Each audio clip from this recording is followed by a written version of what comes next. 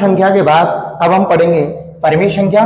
परिमेय संख्या को इंग्लिश में रेशनल नंबर के नाम से जाना जाता है और अंग्रेजी वर्णमाला के आर के द्वारा इसको प्रदर्शित या दर्शाया जाता है। यहाँ इसको परिभाषा बनाएंगे, परिभाषा के रूप में बनाते हैं। तो परिभाषा के रूप में इसको हम लिखते हैं कि वे संख्याएं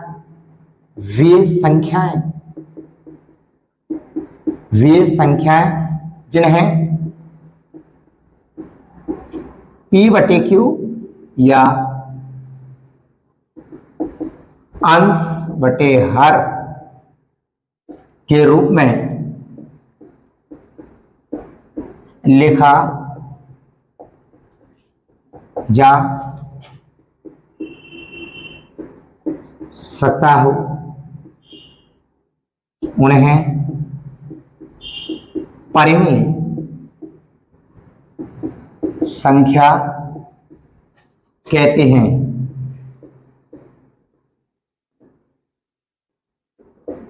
यहां P और Q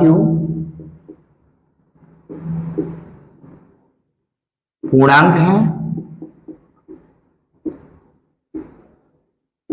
लेकिन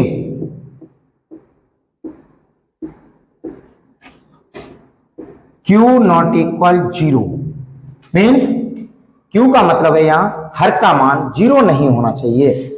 इसी की अपन दूसरी परिभाषा के रूप में बात करते हैं।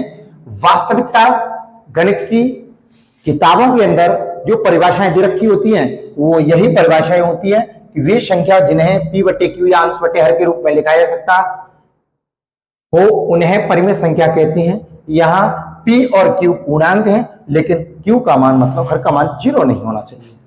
अगली जो परिभाषा हम बनाने की कोशिश करते हैं तो वो होती है वे संख्याएं जिन्हें हल किया जा सकता है,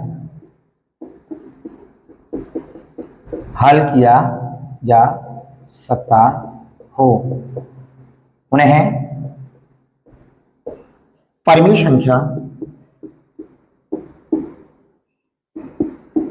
संख्या कहते हैं। अब ये हल करने का मतलब क्या है? हल करने का मतलब होता है किसी भी संख्या को अगर हल किया जा सके। हल करने का मतलब है हल अगर किसी संख्या को करें तो उसका उत्तर निकल के आना चाहिए। अब बात चलती है कि उत्तर का मतलब, उत्तर निकालने का क्या है? उत्तर निकालने का मतलब होता है अगर किसी संख्या को, किसी एक संख्या को किसी दूसरी संख्या से अगर विभाजित किया जा सके, विभाजित किया जाए और विभाजित करने के बाद उस संख्या का जो भाग प्रक्रिया के बाद जो हमें भागफल जिसको बोला जाता है वो प्राप्त हो तो उत्तर पूरा आना चाहिए। मतलब ऐसा ना होना चाहिए जैसे पाई की वैल्यू होती है 3.141 ये अगर कहा जाए तो पाई की वैल्यू जो 22/7 है इसको वैसे पढ़ा जाता है, 22/7 को पढ़ा जाता है परिमेय के अंदर, लेकिन ये जो वैल्यू लिखी जाती है उसको अपरिमेय के अंदर लिया जाता है क्योंकि ये पाई की वैल्यू पूर्ण नहीं होती, उत्तर पूरा नहीं होता। इसलिए इस प्रकार की जो उत्तर प्राप्त होते हैं उन्हें हम अपरिमेय संख्या के अंतर्गत पढ़ते हैं। बात कर रहे थे अपन परिमेय की, परिमेय के अंदर अपन उदाहरण बनाएंगे।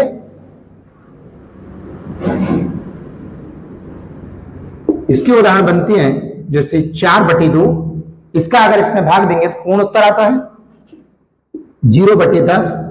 यहां उसमें ऊपर हमने 0 लिख दिया, मतलब प्रश्न के अंदर या परिभाषा के अंदर हमें जो दिया था उसमें बोला था कि हर का मान 0 नहीं होना चाहिए, अंश का मान 0 हो जाए कोई दिक्कत नहीं। यहां इसके बाद 22/7 1.324 23.234 कई सारी संख्याएं हैं। इस प्रकार से मैंने आपको परिमेय संख्या मीन्स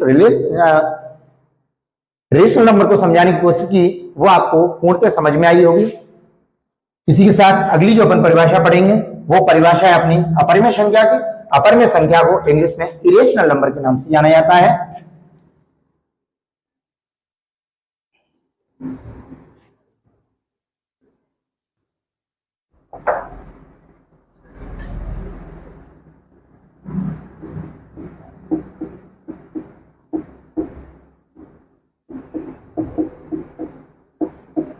अपरिमेय संख्या, इसकी स्पेलिंग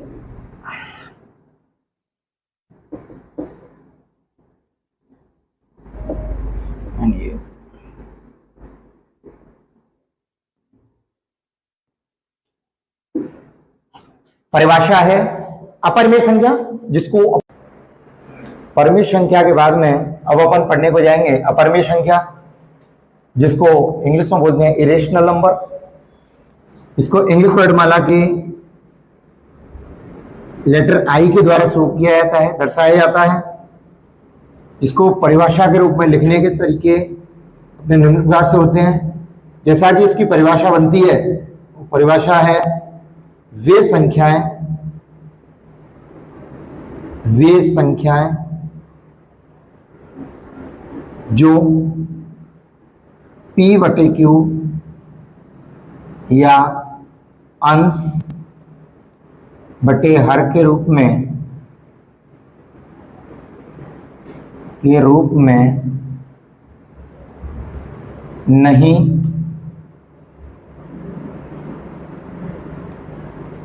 नहीं लिखी जा सकती,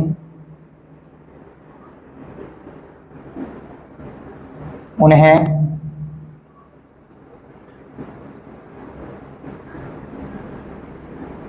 अपरिमेय संख्या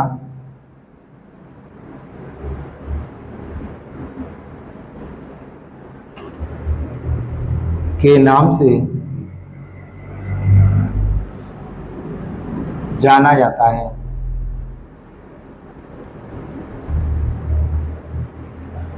हमने जो अपरिमेय संख्या की परिभाषा पढ़ी, उसमें लिखा हुआ है कि वे संख्याएं जिन्हें P/Q या अंश बटे हर के रूप में नहीं लिखा जा सकता, उन्हें अपरिमेय संख्या कहते हैं। इसी की अपन याद लिखने के बाद दूसरी इसकी परिभाषा पढ़ते हैं, वह होती है वे संख्याएं जिन्हें हल नहीं किया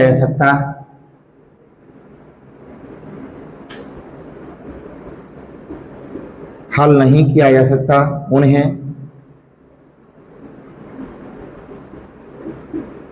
अपरिमेय संख्या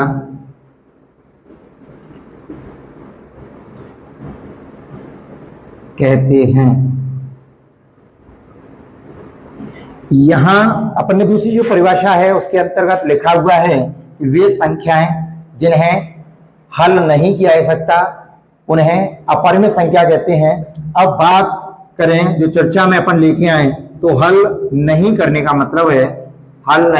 मतलब होता है कि किन्हीं दो संख्याओं को लेने पर अगर किसी एक संख्या में दूसरी संख्या को भाग दिया जाए तो उस संख्या का जो उत्तर होता है वो पूर्ण अगर आता है तो वह विभाज्य संख्या होती है, अगर उत्तर पूर्ण नहीं आए तो वो अपूर्ण विभाज्य संख्या होती है। यहाँ हमने यही इस चीज को दर्शाया है। तो इसके अपन उदाहरण पढ़ते हैं।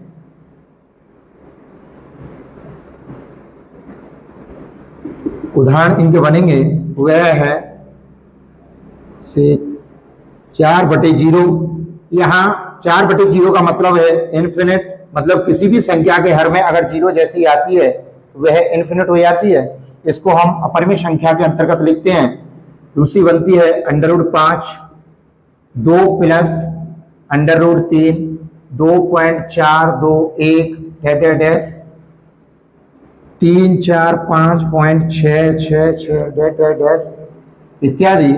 तो मैं आशा करता हूं कि ये जो अपन ने अपरिमेय संख्या की जो परिभाषाएं दो पढ़ी तथा उदाहरण जो पढ़े, उनके माध्यम से हमें अपरिमेय संख्या तथा उनके उदाहरण ठीक तरीके से समझ में आए होंगे।